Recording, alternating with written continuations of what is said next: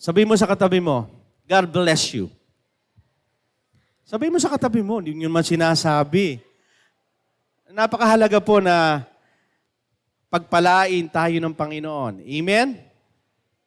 Napakahalaga po yun sapagkat kung tanongin ko sa inyo, sino po dito gusto ng blessing? Magtataasan kayo ng kamay.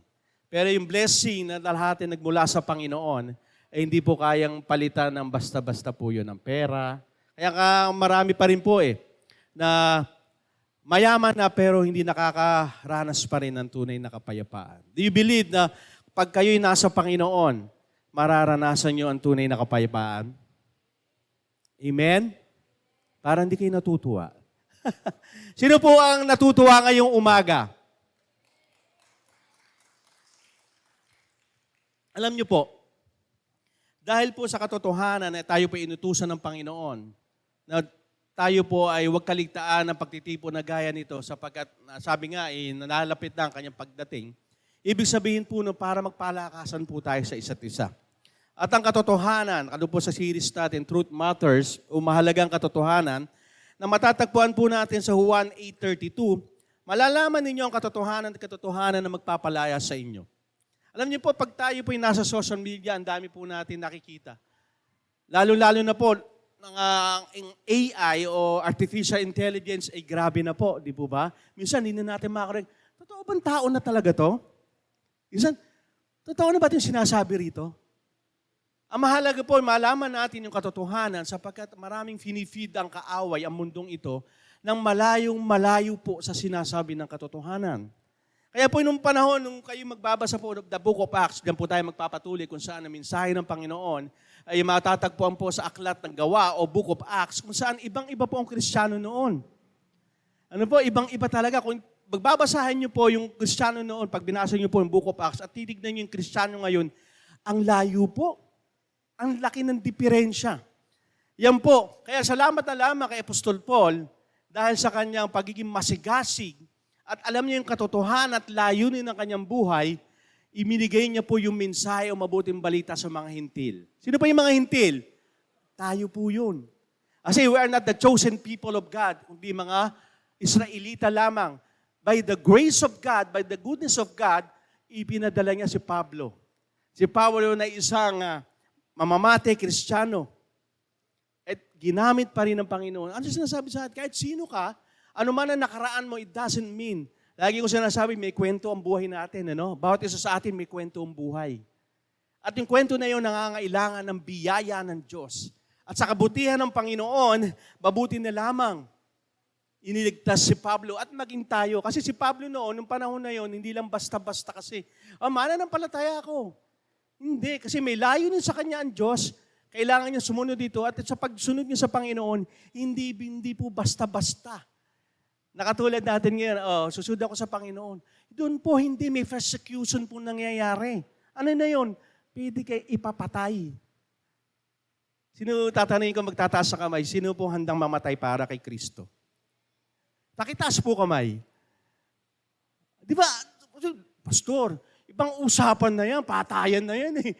Ibang pero sila hindi. Bakit? Kasi alam nila yung layunin ng Diyos kung bakit sila iniligtas si Pablo. Ba't siya iniligtas mula doon sa kadiliman, maling katuruan, patungo doon sa magandang katuruan, kaliwanagan, doon sa totohanan, ang ating Panginoon. Alam niya eh. Kaya sa pagkakataon na siya ay binubugbog at pinararatangan ng iba. Doon nga sa last messages natin, binubugbog na siya, pinagbibintangan siya na kung ano-ano, kapwa niya Hudyo, di ba? Wala sa kanya. Bakit? Kasi yung kanyang layunin, yung plano ng Diyos na alam niya.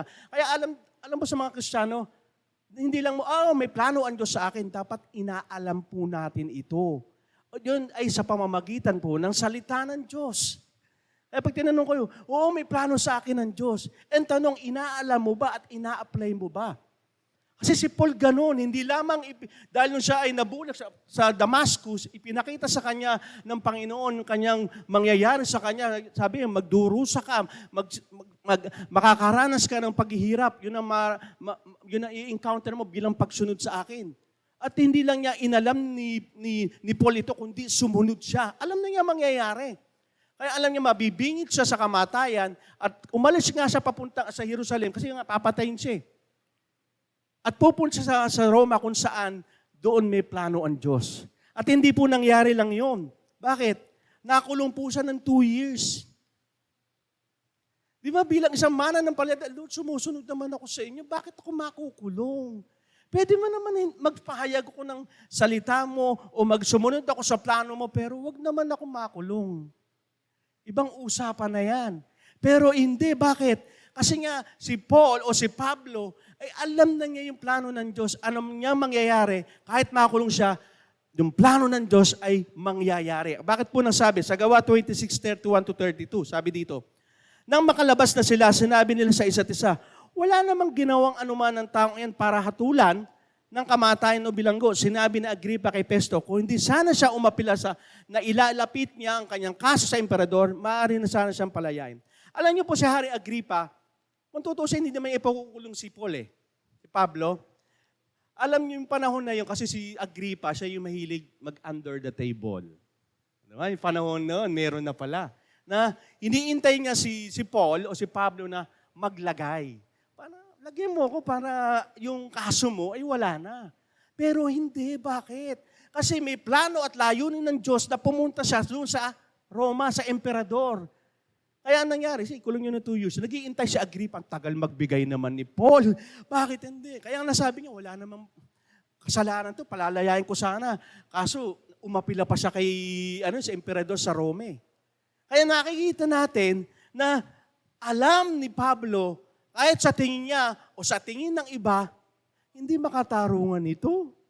Sumusunod na ako sa plano ng Diyos. Sumusunod na ako sa layunin ng Diyos. And all of the sudden, bakit ako makukulong?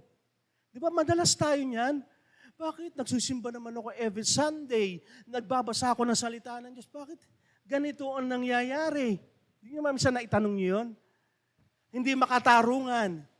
Pero alam niyo po ba, kung alam niyo ang layunin at plano sa iyo ng Diyos, hindi mo ko questionin Ganyan po ang nangyari sa Gawa 23:11. Bakit? Kasi nga may pangako ang Diyos. Ano yung naniniwalang may pangako sa iyo ang Diyos? Amen. Ganon po si Paul.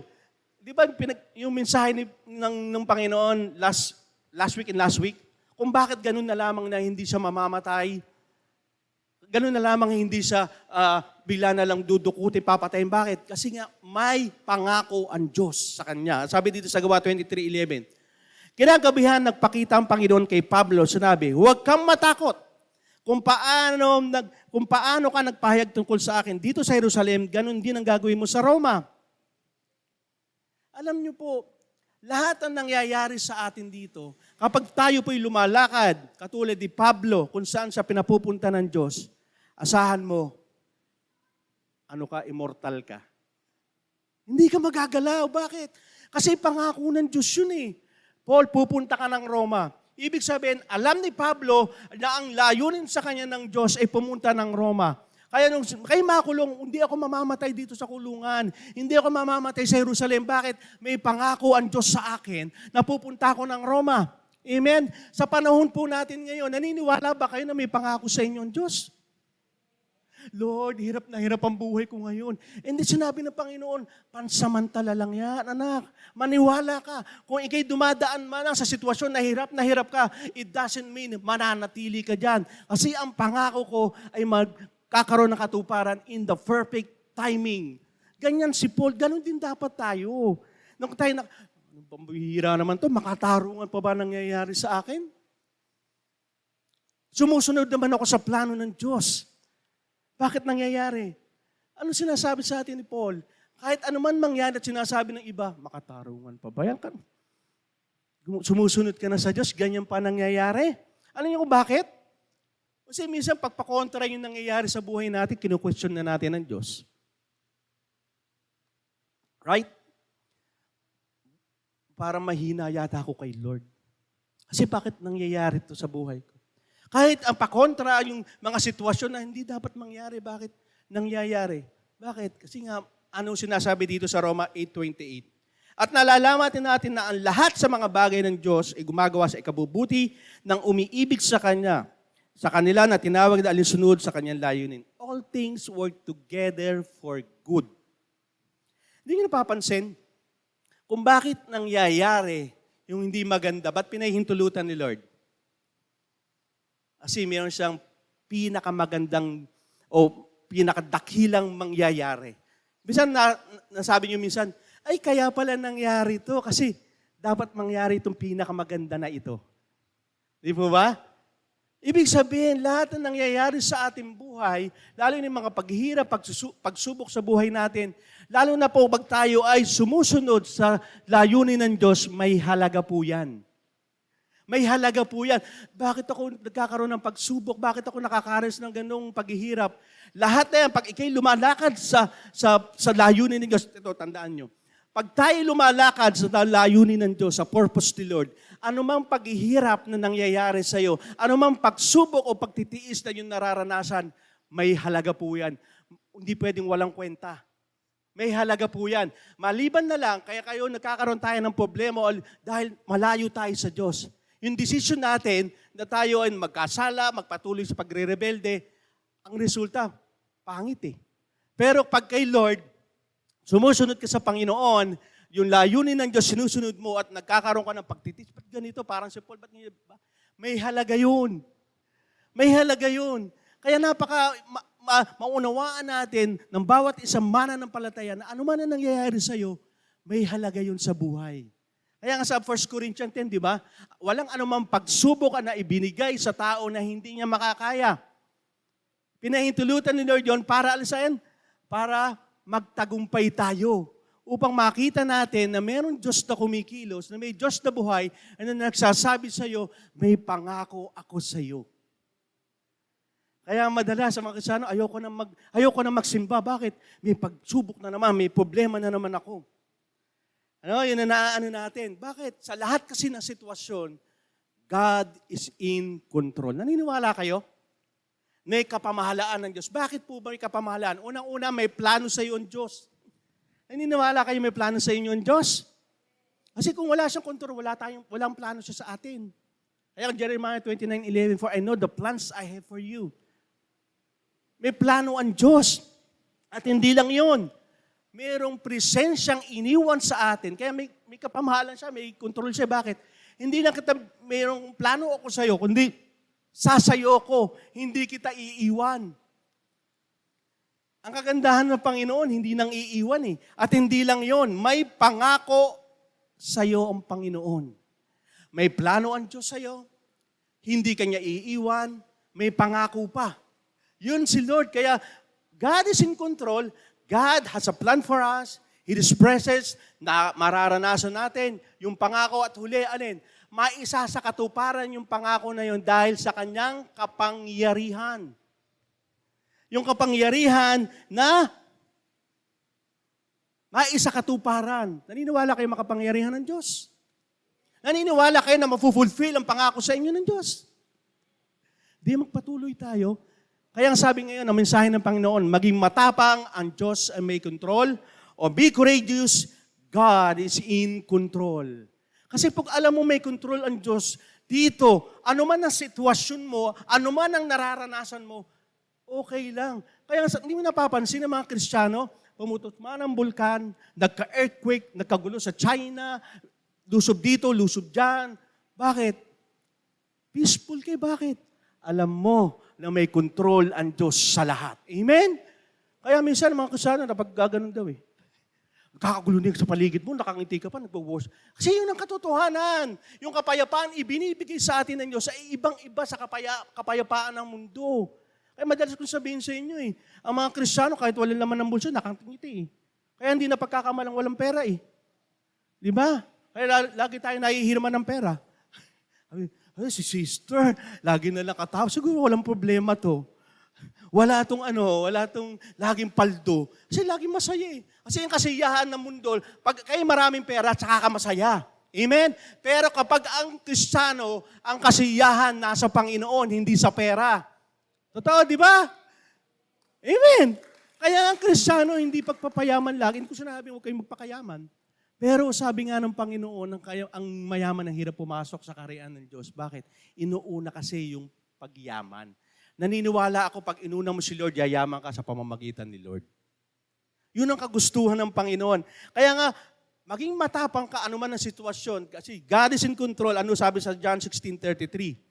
Sinabi ko sa inyo ang mga bagay na ito upang magkaroon kayo ng kapayapaan. Kasi pag takot ka, hindi ka payapa eh.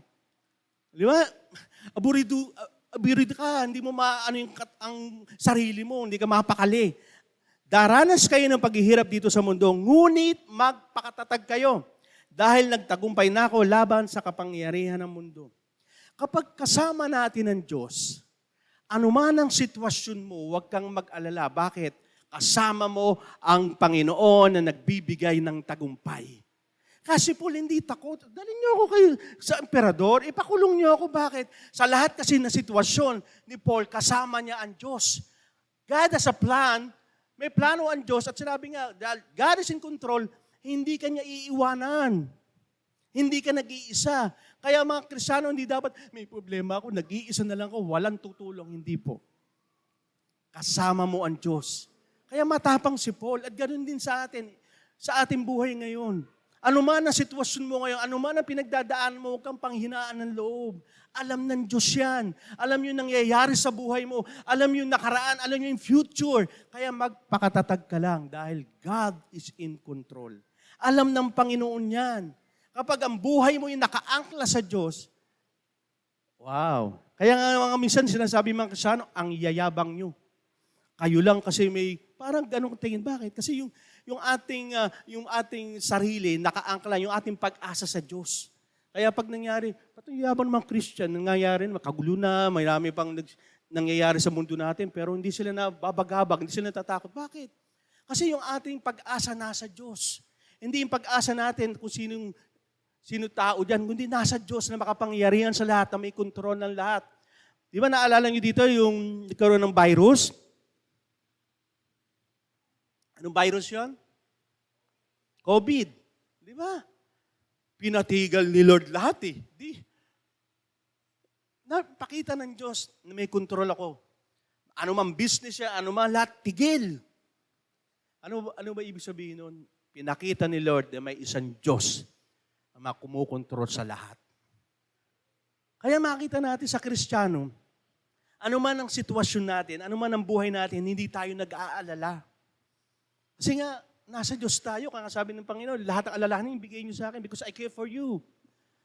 Bigay mo, huwag mo saralinin. Kaya si Paul, nung siya, hindi siya nag-aalala, kahit nakakulong siya. Tayo, pag siguro, mainitan lang dito, bumaha lang, alala. Naku, mababasa ang sapatos ko, bagong bili pa naman. Naku, ang dami nating mga alibay, Pero kung hindi ako nag-aalala, basta gagawin ko ano yung layunin ng Diyos. Kapag ang Diyos ay may control, di ba? Ano yung practical nito sa ating buhay? Matapang. Paano kung mararanasan na ang Diyos ay may control sa ating buhay? Sino po dito ang may problema? Pakitaas ang kamay. Yung iba, wala. Palad nyo, wala kayong problema. Sino dito may problema? Pakitaas ang kamay. Ang lahat nagtaasan na may problema. Huwag kayong mag-alala, madadagdagan pa yan. Bakit po? Di ba? Bakit? Kasi nga, hindi natin kontrol ng lahat eh. Lord naman, wala akong pera, tsaka naman ako nagkasakit. Sino relate? Di ba gano'n? Lord naman, tsaka naman ako, nagbayad kami ng tuition, at tsaka mawawalan ng gas. Mawawalan ng, kasi ano yung ibig sabihin lang? Hindi natin kontrol ang lahat. Hindi natin kontrol ang lahat. Kaya yung bagay na, dapat ito mangyari, ba't hindi nangyari? Kaya pinanghihinaan tayo ng loob eh. Pero pag alam mo na God is in control at alam mo na hindi ka ipinanganak para mag-isa. Kaya nga may church eh. Kaya nga meron tayong mayroong pagtitipon na ganito eh. Kailangan na sa loob tayo. Bakit? Kasi darating ang panahon, hindi pwedeng hindi ka magkakaproblema. Kay Paul nangyari yun. Talagang nakulong na siya, may papatay sa kanya. Pero God is in control, magpapadala siya ng tao para tumulong sa iyo. Yun ang katotohanan. Kaya nga, ang sabi nga sa natin, sa unang point, piliin mong mabuti ang iyong makakasama. God is in control, pero nagbibigay siya, dahil sa kontrolado niya lahat, nagbibigay siya ng tao na tutulong para makatulong sa mga problema mo. Yan po yung aking kinatatakutan noon. Kasi po, marami po akong barkada. Barkada lang, di ako pahuli sa inyo. Minsan nga, pag kami lalabas ng Meralco Village, Daddy, kilala mo yon? Hindi. Ba't tinawag ka? Ba't tinakuan ka? Hindi ko alam, baka nakainuman ko before. Yung mga ganon. Pero kung titignan ko noon, yung aking mga kasama noon, hindi ito magdadala sa akin sa kabutihan. Pero ngayon, yung binigay ni Lord, nung ako'y nanampalataya sa Panginoon, isa si Pastor Mike, isa sa mga iba rito na tumulong sa akin para sa pagbabago. Kaya po bilang po nasa kontrol ni Lord ang lahat, lalo ikay mananampalataya, ibibigay niya yung taong iyon para makatulong sa iyo. Kaya nga hindi po tayo nilikha ng Diyos para mag-isa lang eh. Unang-una, hindi mo pararanas sa iba kung pag-ibig ng Diyos kung nag-iisa ka lang. Paano mo matutulungan yung iba kung nag-iisa ka lang?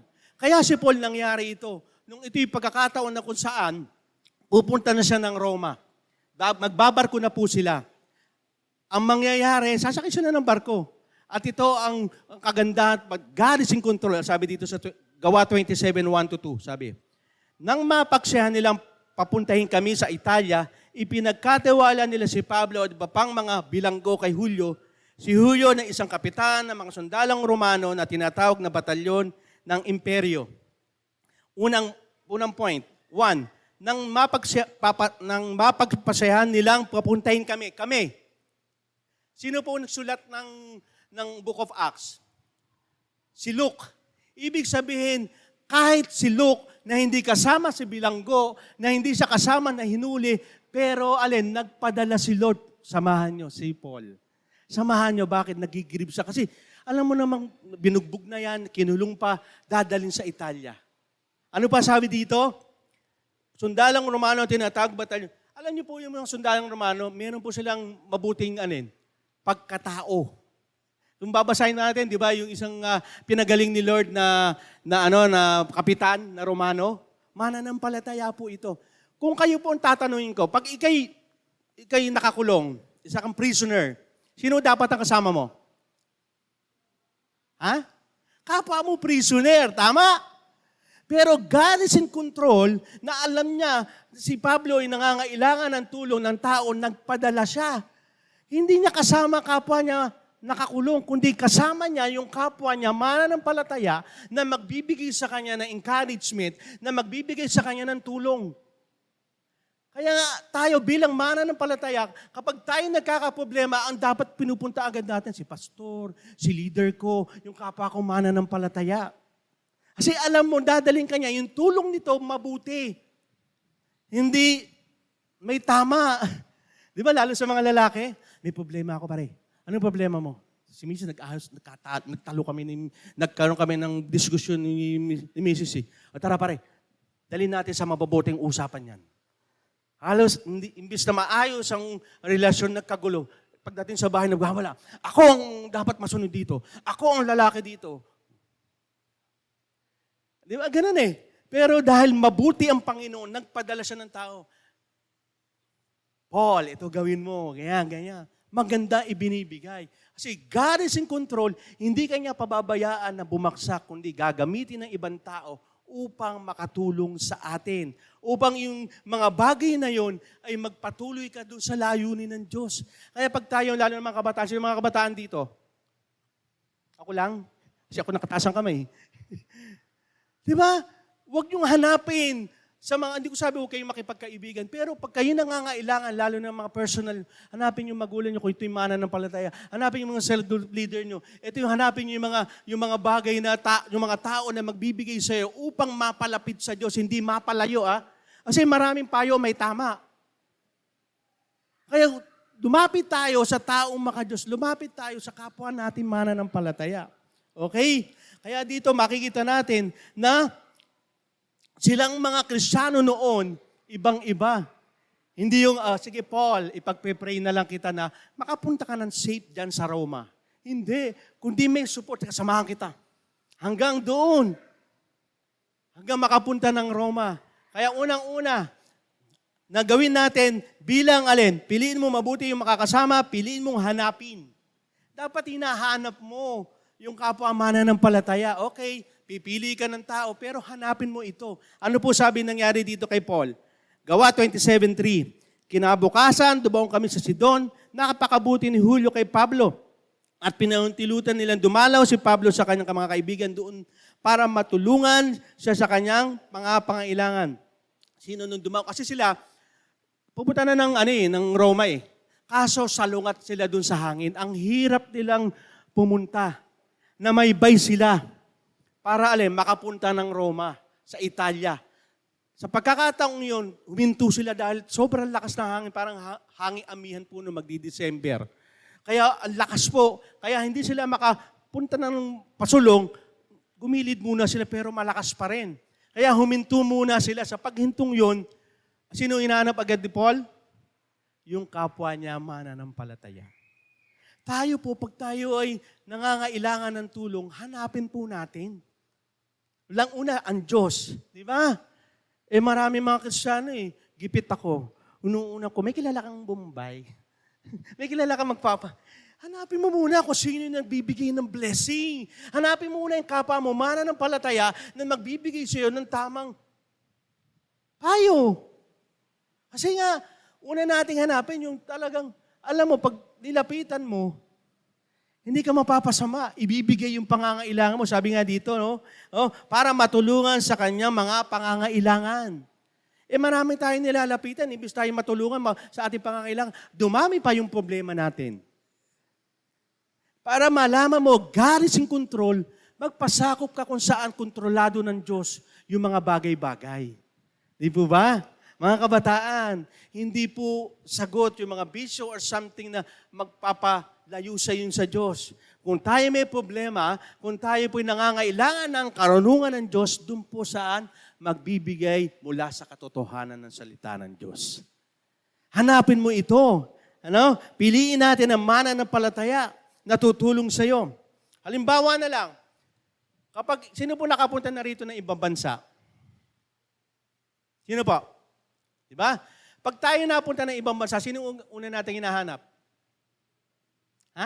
Kapwa Pilipino.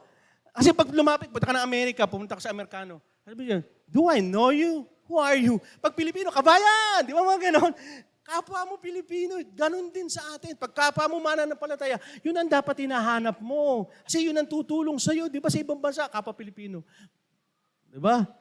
Kabayan, may problema. Kasi tulungan kita. Sabi mo sa banyaga, hindi mo kabansa, tulungan ka niyan. Hindi ka tutulungan yan. Kasi baka, ma-scam pa ako nito. Hindi ko tutulungan. Ba ganon? Pero pag kapwa mo Pilipino, tiwala ka, ganon din sa ating Panginoon. Dapat kapwa natin, mananampalataya ang atin nilalapitan. Ano po sabi sa 1 Corinto 15:33? Huwag kayong palinlang sapagkat ang masasamang kasama ay nakakasira ng mabuting ugali. Nakakasira po. Kaya sinabi din sa kawikaan, ituro mo sa akin ng iyong kaibigan, ito sabihin ko sa iyo kung sino ka. Kung ikay lumalapit sa mga taong mandurugas, mandurugas ka na rin. Kaya nga po ako hindi ko akalain na po magiging pastor ako Nung kalalapit ko po kay Pastor Mike, hindi po ako mahilig sa kape. Opo. Nung lumapit ako kay Pastor Mike, nahilig ako sa kape. Kaya sabi ko, kape is life. Hindi talaga. Pero hindi ko inaakala hindi magiging pastor ako Kasi dumikit pala ako kay pastor. Naging pastor kasi sabi niya, dumikit ka sa pastor, magiging pastor ka. Higit sa lahat, mahihilig ka sa kape. Sa maganda sa kape, yan lang ang loyal. Bakit? Hanggang sa lamay mo, kasama mo. Biro lang. Pero ang katotohanan. Pero ang Diyos ang loyal. Amen? Pero ano ba, yun ang katotohanan. Na pag tayo may problema, lumapit ka sa taong alam mo na mapapabuti ka, na maibibigay yung pangangailangan mo in a good way, hindi sa masamang pamamaraan. Gusto kong masolve ang aking problema pinansyal. Lalapit ka sa mga hold up. Samahan mo ko sa riding in tandem. Huwag ganun. Imbis na masolve yung kaso mo, lalo pang lumala. Ganon si Paul, hinahanap niya. At ang pangalawa, piliin na makisama sa mga gawain ng kapwa mananampalataya. May problema ka na, lalo kang sumama, lalo kang magsimba. Hindi yung, may problema na ako, ayoko mag-church. May problema ako ngayon, masyado kong malungkot ngayon. Nagtitiis ako ngayon, ayaw kong mag-temple group, ayaw kong magbasa ng salita ng Diyos. Hindi. Kaya nga si Paul, ito nangyari, ang sinasabi din sa Hebreo, ano din ni Paul, sa Hebreo 10:24-25. At sikapin natin mahikayat ang isang isa sa pagmamahal at paggawa ng kabutihan. Huwag niyo natin pabayaan ang pagtitipon natin gaya ng nakagulian ng ilan. Sa halip, palakasin natin ang loob ng bawat isa, lalo na ngayon nalalapit na ang huling araw. Kaya napakahalaga na may church ka eh. Kasi nga, hindi pwedeng, hindi ka mapupunta sa sitwasyon na may problema ka. May sitwasyon na kailangan mo na may makausap. Kaya nga, pag tayo nagtitipon-tipon dito, di ba, makita mo ba lang si sister? Wala na ang problema ko. Bakit? Laging nakangiti. Tignan mo yung katabi mo. Lagi ba nakangiti? Di ba patay ang Diyos dyan? Bakit? Laging mukha kabayo, lagi na malungkot eh. Hindi, ang lahat ng mga Kristiyano masaya dahil may isang Diyos na nagbibigay sa kanila ng kasiyahan. Amen? Kaya nga si Paul, matapang ako. God is in control. Bakit? Kasama ko ang Diyos. At lalo kung kaya yung hinanap niya ang mga kapamananampalataya, siyempre may pagtitipon niya. Kung babasahin yung Book of Acts, araw-araw sila nagtitipon-tipon. Tayo nakakalungkot na Kristiyano, linggo na lamang, hindi mo pa ma-perfect. Pero mabuti na lang ang Diyos sa biyaya niya. Bakit? Tinutulungan niya tayo na tayo ay mapaloob doon sa gusto ng Panginoon, layunin ng Diyos. Kasi nga, iisang katawan tayo. Inihikayat tayo sa mga bubul. Kasi nga dito sa iglesia, bakit gusto ni Lord? May nagsabi ba dito, pare, mag-drugs tayo. Diba, may tama yung Kristiyano na yun. Diba? Pare, paglabas dito natin sa church, mag-inom tayo, ha? Walang ganun. Diba? Pare, may kilala ko, mga kabataan. Puntahan natin, niligawan ko, may maganda eh. Walang magpapayo sa'yo ng di maganda, kundi maghihikayat sa atin na mabuting bagay. Bago na po nasabi yan sa Ephesians 4:15-16. Sa halip, ipapahayag natin ang katotohanan na may pag-ibig. May pag-ibig sa iglesia. Upang sa lahat ng bahay, higit tayo maging katulad ni Kristo na siyang ulo ng iglesia. To be Christ-likeness. Sa pamumuno niya, ang lahat ng bahagi ng katawan ay nagkakaugnay-ugnay at ang bawat isa ay nagkakaisa sa kanilang pagtutulungan. At sa pagganap ng bawat isa sa kanilang tungkulin, ang buong katawan ay lalago at lalalakas sa kanilang pagmamahalan. Kaya nga may church. Kasi nga, alam ng Panginoon, lahat tayo magkakaroon ng problema kasi hindi nga tayo perfecto eh. Yun ang dahilan kung bakit may church. Maranasan natin ang pagmamahalan, maranasan natin ang pagkakaisa, maranasan natin na tayo to be Christ-likeness. Na siya ang ulo ng iglesyang ito na namumuno sa ating lahat. Kasi pag nag-iisa ka, alam niyo may problema, yung nakaranas ng ganito. May problema ka si Elijah, si Elias. Nung siya ay na-depress, anong sabi niya? Panginoon, nag-isa na lang ako. Wala nang akong kapwa-propeta. Alam niyo po ba pag kayo ay nalulungkot, pag puno ng problema, akala niyo nag-iisa na lang kayo? Di ba? Wala na akong katulong. Lord, kunin mo na lang ako. Minsan tayong ganyan eh. Wala na akong pag-asa ganyan. Ano nyo, nangyayari, si Elias pa yun lingkod ng Diyos. Nakaranas ng ganung pagsubok. Pero sabi ni Lord, sandali lang. Kontrolado. Kasi pag tayo nag-i-expect ng isang bagay na mangyayari, hindi nangyari, ano nangyari? Stress ka. Nade-depress kasi gusto mong kontrolin ang lahat ng bagay. And you cannot control everything. Hindi mo kayang kontrolin ang lahat. Pag hindi mo na makontrol ang lahat, ibigay mo kay Lord na may kontrol ng lahat. At mararanasan mo yung, Lord, at peace na ako, bakit nasa iyo na ang aking problema? Nasa iyo na lahat ang aking kalungkutan, ang aking bigat, lahat ng pag-iiti ko nasa iyo na. Bigay mo kay Lord. Huwag mong kunin ng lahat. Pag hindi mo na kaya, ibigay mo na kay Lord. Kasi nga alam ni Lord na hindi natin kaya. Na God is lang ang may kontrol ng lahat. Ganyan si Paul. Kaya nung naranasan niya, naging matapang siya na God is may control, ano nangyari? Patuloy siyang nakinig sa mga payo ng Diyos. Paano tayo makakapakinig? Ganitong ginagawa natin pag church. Kasi faith comes from hearing. Paano lalagay yung pananampalataya kung hindi kayo nakikinig? Kung hindi kayo nagbabasa ng salita ng Diyos? Kung hindi tayo nakikisalumuha sa kapwa natin Kristiyano? May problema yan. Problema ko ganito, pero nalampasan ko. Si sister, ganito kalaki problema. Ang problema ko, kaliliit lang, nalampasan niya yung malaki. Kaya ko rin. Encouragement. Kaya bakit? Sa patuloy na pakikinig sa payo ng Diyos. Ganito po ang nangyari ito. Dahil nga malakas ang hangin, talagang hindi sila makakatuloy, namaybay sila. Namaybay. Pero itong si Paul, kinausap ng Panginoon sa pananalangin. At ito po nangyari. Maraming araw nagugol namin sa paglalakbay hanggang sa naging mapanganib na ang panahon para magpatuloy dahil nakalipas ng araw ng pag-aayuno. Ito po yung fasting, hindi po ito yun. Kundi isang panahon na mahina ang hangin. Baka mapa-misinterpret yun, nagpa-fasting, no? Okay? Sabi dito, kaya sinabi ni Pablo sa aming mga kasama, sa palagay ko'y mapanganib na kung magpatuloy tayo at hindi lamang ang mga kargamento at mga barko mawawala, baka pati na rin ang ating buhay. Ngunit mas naniwala ang kapitan ng mga sundalo sa sinabi ng kapitan ng barko at na may-ari dito kaysa sa payo ni Pablo. Alam niyo, minsan naranasan niyo yun. Kahit maraming sasabi, ito gawin mo, pero para may nagsasabi sa iyo, through prayer at biglang may vision na, ito gawin mo, wag. Parang ihirap mo, kalaban mo lahat. Kaya hindi totoo na the more na maraming gumagawa, tama na. Hindi. Kung ito ang sinasabi ng Panginoon, yun ang gawin mo. Lalo sa mundo natin ngayon, marami nagsasabi, ganito gawin mo, marami naman kasi ang gumagawa yan. Mga lalaki, pag ang lalaki walang bisyo, ano ka, lalaki talaga? Abnormal ka? Yan ang sinasabi, maraming gumagawa yan. Pero ang sinasabi ng katotohanan, ano ba sinasabi ng katotohanan? Doon tayo magbase kasi katotohanan nga eh. Si Paul, ganun na nangyari.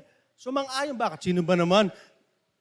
Kapitan ng barko, paniniwalaan mo, tama? Kasi alam niya eh. Pero mas nakakaalam ang Diyos kasi God is in control. Siya yung nakakaalam ng lahat. Kaya pa tayo naging matabang. Unang-una, sumang-ayon ka doon sa payo ng Diyos. Maraming bagay tayo, ang daming sinasabi ni Lord, anak, ito gawin mo. Ito gawin mo. Pero hindi tayo sumusunod. Lord, bakit nangyari sa buhay ko ito? Hindi ka nga sumunod, anak, ang tigas ng ulo mo. Pero si Paul, hindi. Lord, ano sabi mo? Pinanindigan yun. Pero sa paninindigan na yun, may nangyari. Ano bakit? Mapapahamak kapag hindi nakinig sa payo ng Diyos. Ang sabi sa Gawa 27:15 and 18-20, pag tama ng malakas na hangin sa amin, hindi na kami makaabante. Kaya nagpatangay na lang kami kung saan kami dadalhin ng hangin. Sa 18 po, tuloy-tuloy pa rin ang malakas na bagyo. Kaya kinabukasan, nagsimula sila magtapon ng mga kargamento. Kasi mabigat eh, kailangan nilang pag-aanin. Lulubog sila. Nang sumunod pang araw, ang mga gamitan na mismo ng barko ang kanilang itinabon. Sa loob ng ilang araw, hindi namin nakita ang araw at mga bituin at tuloy-tuloy pa rin ang bagyo hanggang sa nawalan na kami ng pag-asa makaligtas pa. Anong sabi? Anong senaryo? Kapag hindi ka nakikinig sa payo ng Diyos, mabibingit sa kamatayan ng buhay mo. Sa ating ganon. Ito anak ha, ginagamit ang pastor natin, ang leader natin, even the Word of God, lalo na ang salita ng Diyos, we're taking for granted. Baliwala. Ito sabi nga, oh. Kaya pag tayo sinasabihan, pinapayuhan tayo ng Panginoon, gawin natin. Kasi naniniwala kayo mabuti ang Diyos. Kung naniniwala tayo mabuti ang Diyos, susunod ka. Di bali nila kung nagsasabi sa adik, sumunod ka sa akin. Alam mo, adik, hindi pa ako nag-judge ha. Alam mo kasi hindi maganda kanyang behavior, ng kanyang pag-uugali, susunod ka ba? Hindi. Kasi alam mo na dadalhin ka sa asan? Sa hindi maganda. Pero ang nagpapasunod sa'yo, nagbibigay sa'yo ng payo, payo talagang totoo, na maliligtas ka, na mapapabuti ka. Ang tanong lang sa atin, even we are Christian, we're called to be Christian, pero pag sinabihan, di naman ako walang babaguhin sa akin. Ganun pa tayo. Pag tayo sinisita, lalo sa Biblia, gagalit tayo. Kung alam mo mabuti ang Diyos at sinasabi sa iyong katotohanan, sunod tayo. Kaya nga, ini-encourage ko kayo magbasa ng salita ng Diyos, hindi lang sa akin eh. Baka yung sinasabi ko, wala na sa salita ng Diyos. Basahin ninyo para makita nyo kung anong sinasabi ng Diyos. Hindi po galing sa akin, kundi galing sa Diyos. Kaya hindi po tayo madidisip. Kaya ang series natin, Truth Matters, mahalaga ang katotohanan eh. Kasi sino man, kahit ikay Kristiyano ka, pwede kang dalhin sa hindi maganda yan. Kasi kung dito base sa katotohanan, ililigaw ka. Marami sa atin, sa bansa natin yan, they call to be Christian, pero ang layo sa sinasabi ng katotohanan. Kaya ako, wag po kayong maniwala sa akin, kundi maniwala kayo sa sinasabi ng Diyos. Kasi ako nagkakamali rin po ako. Nagkakasala rin po ako. Baka sabihin, si Pastor, takaw niya, lakas kumain niya. Hindi, wag po ganun. Kaya nga, ano yung sinasabi ng Diyos? Yun ang paniwalaan po natin, magbasa po tayo. Yun po ang maging guidance natin. Lalong-lalo na po sa payo ng Panginoon. Huwag po nating alagay, marami nagsasabing to, totoo na, no.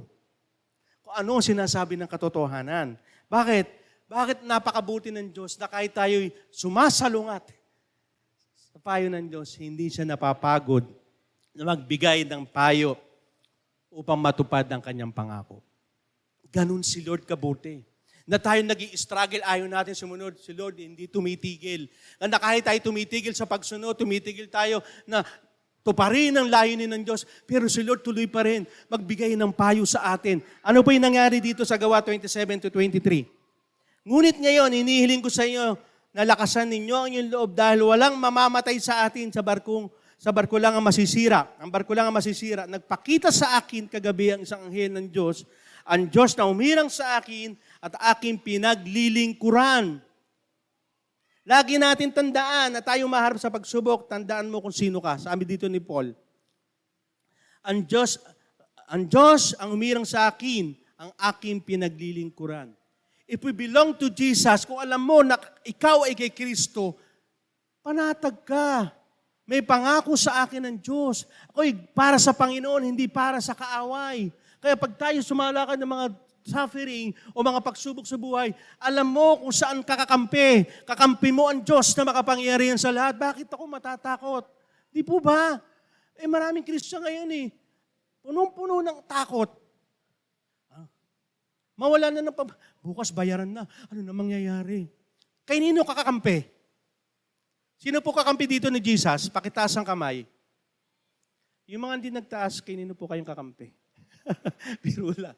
Di ba? If we belong to Jesus, alam mo kung saan ka. Kakampi ako ni Jesus, hindi ni Satanas. Si Jesus, ang bandera ng tagumpay, anuman ang mangyaring laban mo, magtatagumpay ka. Amen? Dahil may pangako sa iyo ang Diyos. Alam niyo mga Kristiyan, napakarami pong pangako ang Diyos sa Biblia. Basahin po natin. We take it for granted. Ba't kan buhay ko? Maraming pangako ang Diyos. Basahin mo. Kaya nga, sabi nga ng Bible scholar, 365 times sinabi po sa Bible, huwag kang matakot. Sa isang taon, ilang araw po? Sa isang taon, ilang araw? 365. Sinabi sa Bible, 365 times, huwag kang matakot. Ibig sabihin, araw-araw ng buhay mo, huwag kang matakot. Coincidence? No. Sinasabi yun ng katotohanan. Kasi ang tao punong-puno ng takot. Ang dami nating alalahanin. Kaya ang nangyayari, hindi natin tinitignan yung payo ng Diyos.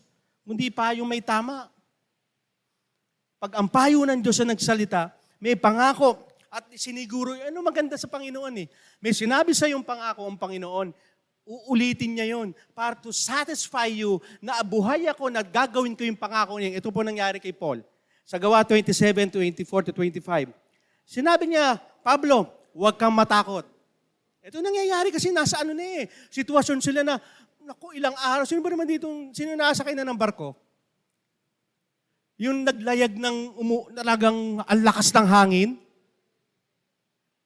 Ito, ilang araw na po silang binabayo. Kaya nga sabi, hindi pa nga nakita ang araw between. Mahabang araw talagang bumabagyo. Talagang inahampas. Kaya nga sila nanabi. Nanabi sila kasi nga hindi nila kakayanin. Mawawasak, mamamatay sila. Pero nga sabi ng Panginoon, uulitin ko yung aking pangako sa iyo. Kaya kung tayo nakikinig sa payo ng Diyos, inuulit niya lagi, huwag kang mag-alala, may pangako ko sa iyo. Ganun na nangyari kay Paul. Sabi dito, sinabi niya, huwag kang matakot, dapat kang humarap sa emperador sa Roma. Pangako ng Diyos na, haharap ka Paul, sa Roma, hindi ka mamamatay. Yun po ang sabi. At sa kagandahang loob ng Diyos, ang lahat ng kasama dito sa barko ay maliligtas dahil sa iyo.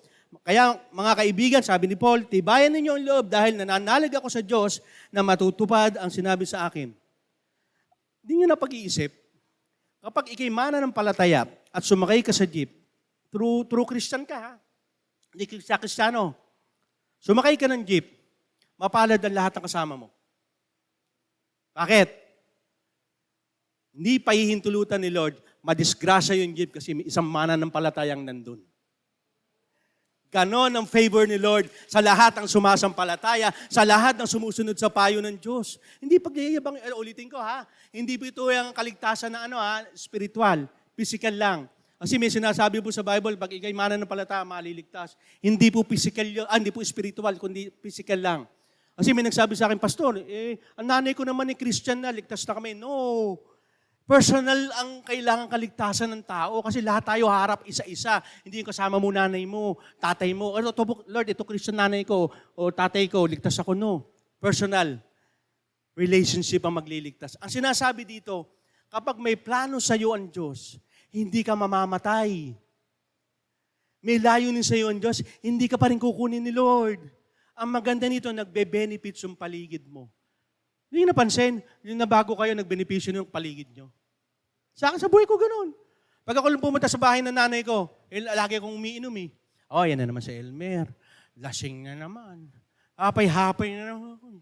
Di ba yung gano'n? Sino nga balik nagkaroon ng ganun? Ako nagyan si Juan. Huwag na, pagpupunta yan dito, nakasakit ng ulo, gulo. Pero dahil ikaw ay binago ng Panginoon ang nakinabang pamilya mo eh.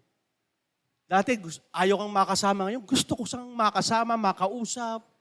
Gusto, ay naku, si brother, ang laki ng binago ng Diyos sa kanya. Gusto ko na makasama dati, ayaw na ayaw kang makausap, makasama ngayon. Gustong-gusto ni. Nagbe-benefits kayo mga tatay, ipagpatuloy niyo po yung pagbabago ng Diyos sa inyo. Kasi walang asawa ang nagalit. Pupunta ako ng Bible study, walang nagalit. Ba't pupunta ka ng Bible study? Walang ganun. Sige, pumunta ka. Kasi alam nila, dadalhin ka sa pagbabago eh. Sino po yung mga asawang babae dito? Pakitaas ng kamay. Alam ko, kilala ko po kayo, magtaas po kayo. Huwag kayong magdala-dalagaan. Ano po, bakit? Kapag ang inyong asawa ay sumusunod sa Panginoon, ay talaga higit pa sa pera. Naranasan ko po sa asawa ko yan. Sakit sa ulo ko ng asawa ko, kaya I'm so blessed na ako'y binago ng Panginoon. Bakit? Nawala sakit ng ulo nila. Konti na lang. Bakit? Kasi ang laki ng bagay eh. Sabi ko sa inyo, pag may bisyo ka, may wallet ka sa katawan eh. Pag sabi ng asawa mo, pingin pera ka kasi may bibilin. Wala akong pera. Anong naibigay ko na sa'yo sweldo eh. Pero pag tumawag ang barkada mo, may inuman tayo. Saan tayo manta? Bumili ka ng alak, lalabas. May pera sa balat. Pero ngayon, hindi na. Kapag ang asawa may sumusunod sa payo ng Diyos, iba na ang galawan. Galawang Kristiyano na. Galawang mga tatay na disenyo ng Diyos. Amen? Pag sinabi ng asawa, Daddy, kailangan ko bigay ka agad. Walang ganunan. Ito. Kasi alam niyo mga tatay, daanan lang po tayo ng blessing ni Lord. Totoo yan. Kaya minsan pag binigay na sa akin, wala na. Pero mabuti ang asawa natin. Ito pang gas mo. Ito yung pang ano mo. Pero nauhugot pa rin yung para sa kanila. Kaya kami, pag nagkakasal kami ni Pastor, ang pera ng asawa ay para sa asawa mong babae. At ang pera ng lalaki, pera pa rin ng asawa mong babae. Yan po ang katotohanan.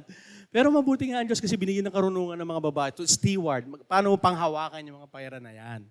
Kaya kayong mga magpapakasal, mag-isip-isip po kayo, ha? Hindi po gano'n kaano yan. Kasi aayon tayo sa disenyo ng Diyos. Kung ikaw ang lagi may hawak, hindi na. Hindi disenyo ni Lord John, kundi ang mga babae. Okay po? Kasi yun po ang payo sa atin ng Diyos. Kung saan binibigyan tayo ng pangako niya.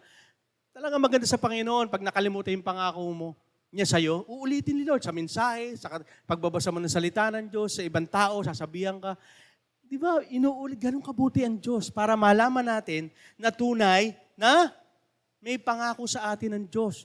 Yun ang nagbigay sa kanya ng maging matapang. Kaya si Paul Kaya alam nyo yung nangyari, kung babasahin nyo sa Acts 28, chapter 28, kung ipagpapatuloy nyo. Kaya sabi ko sa inyo, may halaga yung ginangyayari, hindi yung sitwasyon ni Paul. Dumaong sila sa isla ng Malta. Chapter 28, basahin nyo na lang. Dumaong sila, kasi hindi nila kaya Napunta sila doon sa isla ng Malta. At sa pangyayari nyon, may mga tao doon, siyempre, may mga naninirahan doon. At nanguha si Paul ng mga pansiga, kasi malamig Bagyo na, nabasa sila Sa pagkuha niya ng kahoy, yung panggatong, natuklaw siya ng ahas. Ang sabi pa nga nung siguro talaga masama itong si Paul. Kasi nakaligtas siya sa bagyo, hindi siya nalunod, pero sa makamandag na ahas, hindi siya nakaligtas. Ano ba ginawa ni Paul? Winawagag lang niya yung ahas. Ginano lang niya. Sabi, niintay nila, mamamatay na yan. Ilang segundo lang, mamamatay yan. Poisonous snake yun eh. Pag nakagat ka noon, ay, sandali lang, iniintay nila yun. Mamamatay na to. Hindi namatay. Kaya ano sabi? Talagang iba ang Diyos. Napasabihan pa nga si Paul, Diyos ka ba? Ano minsan? Sa buhay natin, may nangyayaring hindi maganda upang maipakita na may Diyos na may control ng lahat. Amen? Kaya nga sabi, kaya minsan makiisip natin, ay, ang buhay ni ganito nangyari. To encourage, na makita may Diyos na may makapangyarihan sa lahat na may kontrol. At hindi lang po iyon. Ang nangyari pa, nagkasakit yung isa sa miyembro doon, nakatira doon. Pinag-pray ni Paul. Pinagaling. Kaya sabi ko sa inyo, lahat ng hindi nangyayari hindi maganda, may dahilan yan, may halaga. Kaya minsan yung nangyayari hindi maganda sa atin, may purpose si Lord dyan. Katulad ni Paul, may pinagaling. Ang Panginoon, yung kapangyarihan ni Lord na mag-heal nangyari. Kung hindi sila napunta ng Malta, walang gagaling na taga doon. Pinadala eh. Kaya isipin nyo na lang, bakit pinaintulutan ni Lord yung mga problema sa atin? Pwede naman na, Lord, wag na lang akong may problema. Yung magandang lalaki, laging blessing. Di ba? Ganun na naman natin. Sino dito gusto may problema? Sino dito ayaw na na walang problema ang gusto? Ayaw pa rin. Asan kayo? Di ba, kaso nga lahat tayo dadaan na may problema. Di nyo napapansin?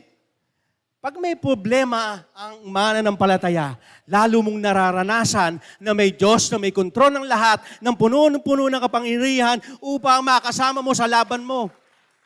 Kasi kung di ka may problema, lalapit ka ba sa Diyos? Reality, huwag tayo maglokohan. Pag may problema ka, hindi ka nananalangin. Lord, tulungan mo naman ako sa problema ko. Di ba ganun tayo? Lalo tayo lumalapit. Kaya yung mga bagay na problema, ginagamit ni Lord yan upang lalo tayong tumatag, lalo tayong umasa sa Diyos. At ganyan ang nangyari kay Paul. Alam niya, nakasamaan niya ang Diyos, natutulungan siya. Yun ang kapangyarihan at kontrol ng Panginoon. Amen? Alam niyo ba, mag-end ako. Ang bagyo po sa ating buhay hindi mawawala. Naalala niyo si Peter, naalala ko tuloy. Si Peter, nasa bangka, sila, di ba, yung bumabagyo, natutulog si Jesus. Ang sabi nung mga alagad, Lord, natutulog pa kayo? Nakita niyo, lulubog na yung bangka natin. Ang lakas ng hangin, ang lakas ng ulan, may bagyo. Ang sabi ni Lord, ang liit ng inyong pananampalataya. Hangin, tumigil ka. Alon, tumigil ka.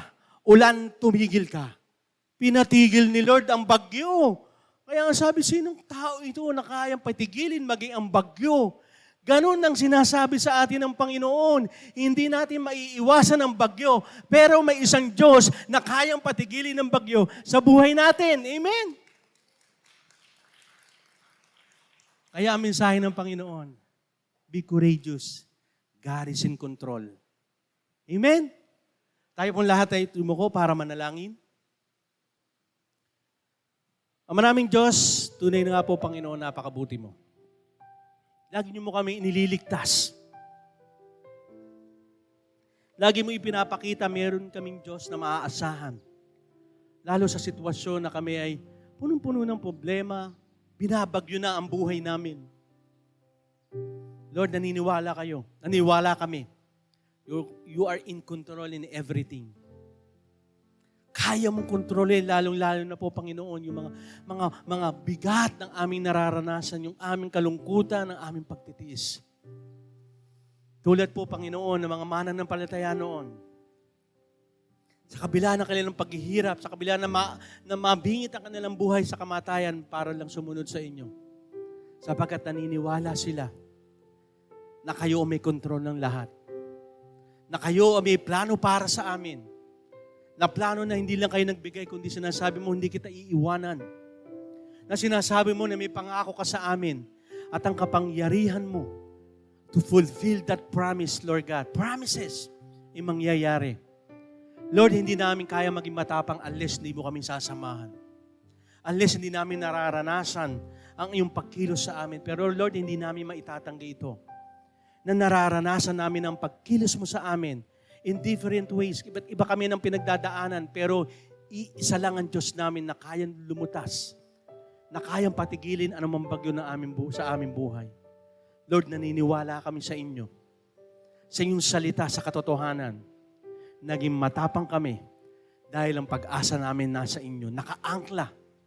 At ang aming pananampalataya ang nag-uudyok sa amin na lalong sumunod, lalong magpagamit, lalong maipakita ng aming pananampalataya sa pamamagitan ng pagiging matapang. Matapang dahil alam namin na kayo ang Diyos na may kontrol ng lahat. Lord, salamat po, Panginoon. Bigyan niyo po kami ng katapangan mula sa inyong pangako, sa inyong salita, upang sa ganon, anumang harapin namin bagyo, hindi namin kaya itong talikuran na iwasan, pero kaya namin pagtagumpayan ito dahil kasama ka namin na mag-iingat at magbibigay sa amin ng kapahingahan at kapayapaan sapagkat kayo ang may taglay nito. Ito po ang aming dalangin sa pangalan ni Jesus. Ang lahat ay magsabi ng Amen, Amen. Palakpakan natin ang Panginoon sa pagkakataon.